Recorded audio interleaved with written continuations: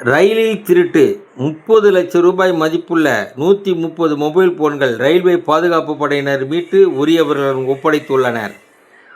வாக்குறுதி அளித்து 6 ஆண்டுகளாகிறது. தமிழக முதல்வருக்கு நினைவுபடுத்திய அரசு டாக்டர்கள்.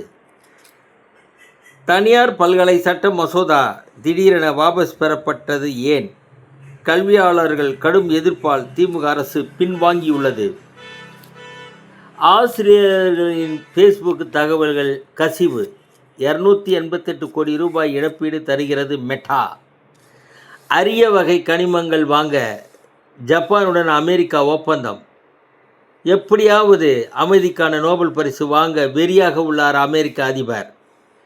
உக்ரைனை நீல நிறத்திற்கு மாறிய நாய்கள் அணுக்கதிர் வீச்சு காரணமாக இருக்குமோ? விலங்கு பராமரிப்பு குழுவினருக்கு அவர்களுக்கு ஆச்சரியம் ஏற்படுத்தியுள்ளது. வணக்கம்.